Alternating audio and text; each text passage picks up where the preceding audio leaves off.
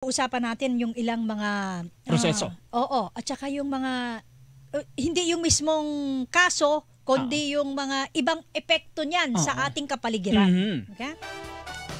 Una sa lahat, mamaya yung ating panauhin, tignan natin ano ba ang naging response o Mhm. tugon ng ekonomiya natin diyan sa nangyayari ngayon dito sa ating Mhm. bansa.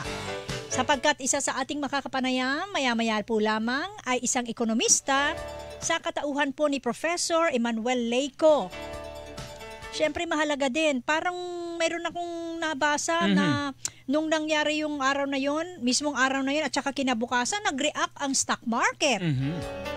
May mga ganun eh. So tignan natin kung Ano yung gaano. epekto? Oo. Alam mo naman, pagka ganyang mga malalaking pangyayari sa bansa, Mhm. hindi po pwedeng hindi makaapekto sa ating mga Yes. ekonomiya, Sa negosyo. sa negosyo, Mhm. mayroon at mayroon. Sa di ba? pamumuhunan. Sa pamumuhunan. Bueno, hindi na natin patatagalin. Sapagkat nasa Mhm. linya na po natin si Professor Emmanuel Leyco, isa po itong ekonomista. So, malaman natin sa kanya no, kung anong mga epekto bang niyan o naging implikasyon nitong nangyaring pag-aresto dito kay dating Pangulong Rodrigo Duterte. Good morning, Professor Good Leyco. morning, sir. Ay, good morning po. Maraming salamat sa inyong pong paanyaya ngayong umaga sa inyong talakayan. Opo. Professor, gusto lang namin malaman, syempre hindi maiaalis itong malaking pangyayari sa ating bansa nitong nakalipas na linggo. Ano po ba sa tingin nyo, batay sa obserbasyon ninyo at sa mga nakikita nyo o nakita ninyo nitong isang linggo, ano po ba ang naging epekto sa takbo ng ekonomiya natin nitong insidente ng pag-aresto ng ICC kay dating Pangulong Rodrigo Duterte kung meron man? Paano ito tinanggap ng mga investor sa gitna ng ingay na ito sa politika? Kung sa ekonomiya, sa kabuuan, hindi naman po ito nakakaapekto.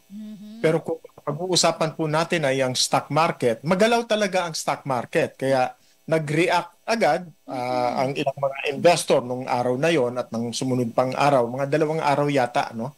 Pero bago pa man mangyari yan, nagkaka-issue na rin sa stock market. Bumababa. Talaga pong magalaw ang ating stock market. Pero hindi po yan indicator na ang ating kabuhayan sa kabuuan ay bumabagsak o umaakyat. Ito po ay ano lang ito, dynamics po ito ng mga namumuhunan sa stock market. Hindi naman po ganun karamihan ang investor natin sa stock market, lalong-lalo na po ang mga Pilipino investors. Mas malaki po ang investments ng dayuhang namumuhunan sa ating pong stock market kaysa po dito sa ating mga local investors. Ayun.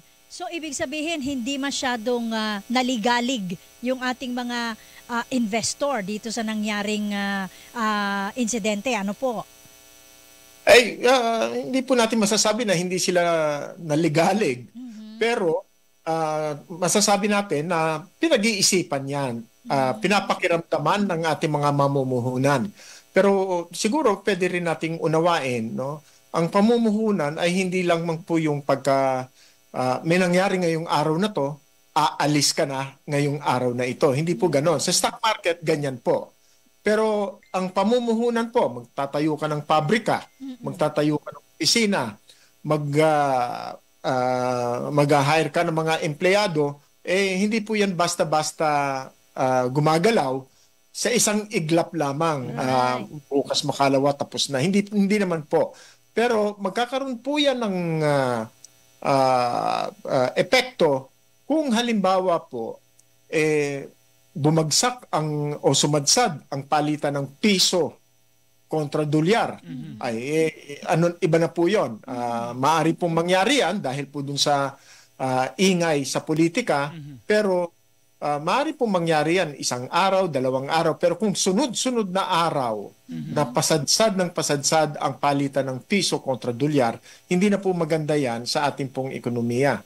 Pero ang tingin ko naman po, maraming bagay na nakakaapekto sa palitan ng piso kontra dolyar. Tulad po ng marami po tayong inaangkat Net importer po tayo. Tama.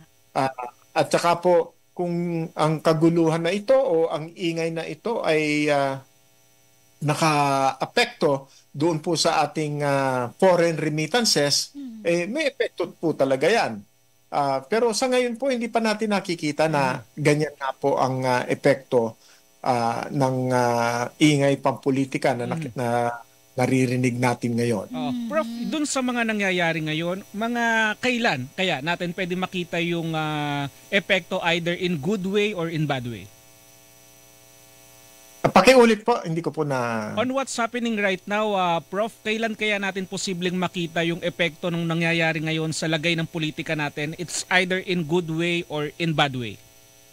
Ay siguro po sa mga susunod na mga linggo, makikita po natin kasi ano po ba ang magiging reaksyon ng pamilyang Duterte sa mga pangyayaring ito.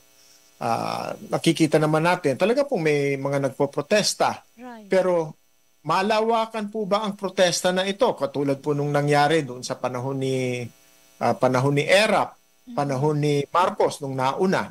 At saka po tingnan din natin, ihahambing natin ang mga pangyayaring ito. Nung panahon ng EDSA, nung uprising, ay malawakan po yon, daan-daang libo, at pang buong bansa ay marami pagkilos. So parang araw-araw yan, dumaan ng matagal na linggo, buwan, bago po talaga nangyari yan. At ngayon, titingnan po natin ano ba naging epekto sa ating kabuhayan. Bumagsak ang ating GDP nung panahon na yon. Hindi ko lang po matandaan kung gaano kalalim ang pagbagsak, pero bumagsak po. Nabawasan po, humina ang palitan ng piso kontra dolyar. At hindi lamang po dahil doon sa mga protesta, kundi nangyari po, meron pong mga issue tungkol po doon sa record keeping, documentation, reporting ng naunang Bangko Sentral. So malaki po, malawakan ang mga issue na nangyayari nung mga panahon na yon. Sa ngayon po, hindi naman po gano'n, no? Sa aking pananaw, ay mas matibay po ang ating sistema na pangkabuhayan sa mga panahong ito ngayon. Mas malaki ang tiwala ng mga mamamayan at ng mga namumuhunan sa ating ekonomiya. Pero hindi po ibig sabihin yan, matiwasay na ang buhay ng mga mamamayan. Ay hindi naman po, kasi napakarami pa rin po ng mga mahihirap sa ating lipunan. At makikita rin po natin na kapag ka tumataas ang presyo ng mga bilihin, ang pinaka masakit ang pakiramdam po niyan ay yung mga kapatid natin mga mahihirap. Dahil malalim po ang epekto ng inflation sa mga mahihirap, lalong-lalo na po sa mga wage earners. Hindi po nila makayanan ang patuloy na pagtaas ng bilihin sa atin pong mga pamilihang bayan. Right. Ibig sabihin na itong nangyayari ngayon sa politika, Professor Leyco, sir, sa ngayon maaga pa para sabihin na mayroon na talaga siyang epekto sa lagay ng ekonomiya natin dahil wala pa naman po talaga isang linggo nung nangyari yung insidente, hindi po ba? So mahirap pang tansyahin sa ngayon. Ay, tama po kayo. Sa panahong ito, ilang araw lang. Pero matagal na po nangyayari yan. Nakikita na natin yung banggaan ng pamilyang Duterte at ng pamilyang Marcos at ng iba pa. Ito po ang nakikita ng mga mamamayan. Nagkakaroon ng hidwaan, yung dating magkasama, naghiwalay. So ngayon, ito na po ang isa sa pinaka seryosong refleksyon ng hidwaan na ito.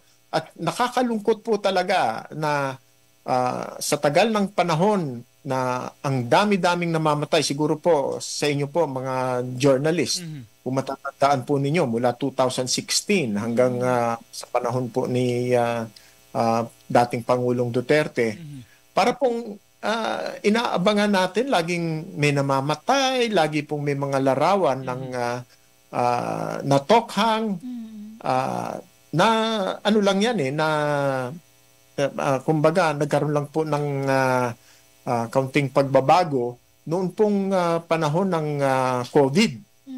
Right. Iba naman kasi yung hamon na yon na kinaharap natin. Buong mundo ang nakaramdam nung. Kumbaga, dati nakikita ang daming namamatay sa tokhang, pinalitan naman to ng ang daming namamatay sa COVID. Yeah. Kaya po ang mga panahon na yon, yung mga taon na yon, para pong napakadilim ng ating karanasan. Kaya po tapos lagi nating maririnig murahan sa telebisyon. Yes. Doon po sa mga reporting. So ibang-iba ang ating panahon nung mga araw na yon. Iba po ang ating nararanasan.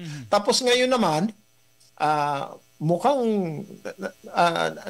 natutuwa po yung mga naging biktima, yung mga namatayan nung mga panahon na yon, na ang pakiramdam po nila ay nagkakaroon po ng liwanag na Hustisya. magkakaroon ng hustisya. Pero matagal po yan. Ang naririnig natin sa mga eksperto sa ICC ay aabot po yan ng taon. 8 taon ang mga binibilang, no? Bago po magkaroon ng desisyon. Pero Prof, with your projection, magkakaroon ba talaga ng direktang epekto ito sa ekonomiya? What do you think? It's either good way or bad way? Hindi ko po masasabi na dahil lang po diyan ay magkakaroon ng maganda o mabuting epekto sa ekonomiya. Sa akin po, ang tinitingnan ko po diyan yung mga batayang mga pangyayari tulad po na umuunlad ba ang ating mga negosyo, ang mga ang ating pong mga pinagkakakitaan. Dumadami po ba ang trabaho? Umaangat po ba ang ating kabuhayan? Ngayon, kung dahil po sa hidwaan na yan, nagsarado ang ating pong mga pabrika, nagsarado ang ating pong mga opisina, lumiit ang ating maliit na agrikultura, maliit na nga. Tapos sumadsad ang ating piso dahil po sa hidwaan na yan, talaga po nating masasabi na malaki ang epekto natin sa ekonomiya. Pero sa ngayon po, nakikita po natin na napakaingay lamang po ng mga hidwaan nito sa politika. Darating naman po, ang isa pa po nating inaantabayanan, inaabangan natin, eleksyon. Pagkatapos ng eleksyon, magkakaroon din daw po ng hearing. Magkakaroon din ng impeachment hearing. Yan pa isa. Meron din po na mismong narinig ko si Senator Bato na meron na rin daw siyang arrest warrant. So, talaga po ang inaasahan natin, magiging maalingas-ngas, magiging maingay ang politika sa mga susunod na linggo ng ating pong karanasan. Pero, mas tingnan po natin, kumusta ba ang epekto nito sa kalakalan? Kumusta ba ang epekto nito sa pamumuhunan? Kumusta ba ang epekto nito sa sweldo ng ating mga manggagawa? Kumusta ba ang epekto nito sa ani? Kasi po, kung pag-uusapan lamang po natin yung palitan ng kuro-kuro, palitan po ng kanila pong mga accusation sa bawat araw, marami po tayong maririnig yan. Araw-araw po yan. Hindi makatarungan, marami po tayong maririnig yan. Pero ang bilang po pangkabuhayan, kailangan pagtuunan natin ng pansin. Nagsarado ba ang mga pabrika? Lumiit ba ang maliit pa na agrikultura natin? Nawalan ba ng trabaho? Tumaas ba ang inflation ng mas mataas pa sa kakayanin ng mga mamamayan? Yun po ang ating magiging dapat na maging batayan. wag po doon sa ingay. Dahil po talagang magiging maingay, lalo na po ngayong eleksyon. Inaasahan na talaga yan. So ang sinasabi niyo, Professor Leyco, sir, natural, may effect ito, pero hindi naman dyan lang nakasalalay yung takbo o galaw ng ekonomiya natin. Mas marami pang ibang dahilan o factors na siya ay gumagalaw. Either tumataas ang antas ng ekonomiya o bumabagal.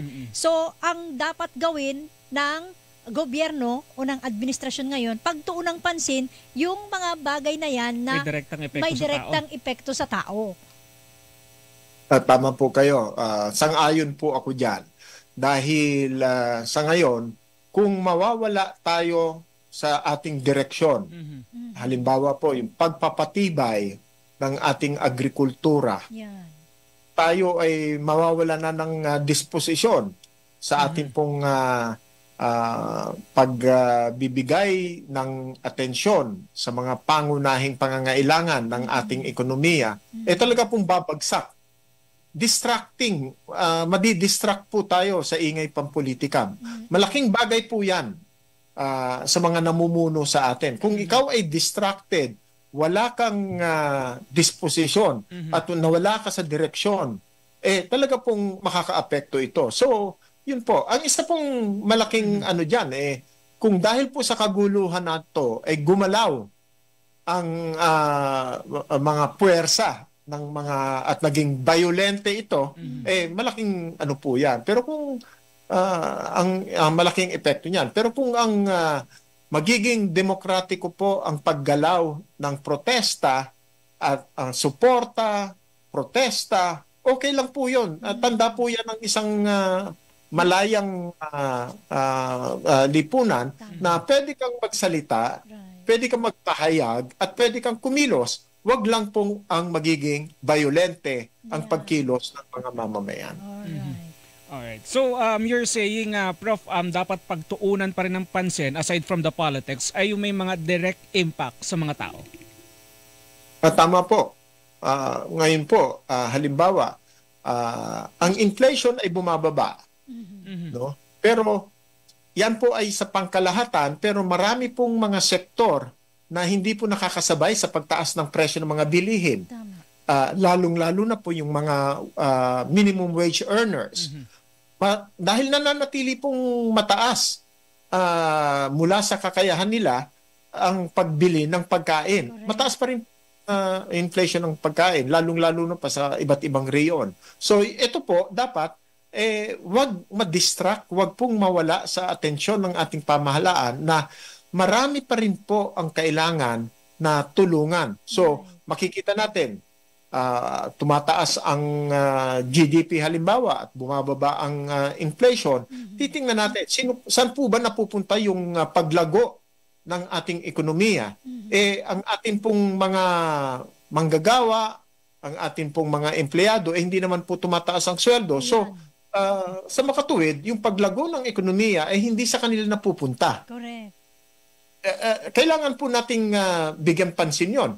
Kung ito ay nawawala ang benepisyo sa ating pong mga mamamayan sa pamamagitan po ng pagpapalakas ng kanilang kakayahan para bumili, yung ating pong purchasing power na tinatawag, ano pa rin, taliwas po yan doon sa ating pong responsibilidad na pangunahan ang pagpapaunlad ng ating pong kalagayan ng ating pong mga mamamayan. Alright. With that, Professor Leyco, salamat po sa oras po ninyo at pinagbigyan nyo kami ngayon. Kahit papano naman, siguro naunawaan ng ating mga kababayan, yung koneksyon, yung epekto ng nangyayari sa kapaligiran natin sa lagay ng ekonomiya. Salamat po, Professor. Thanks for the insight. Maraming salamat po at magandang araw ng linggo at sa mga susunod na araw pa po sa ating lahat. Thank you, Prof. Mga kapusong walang pinoprotektahan.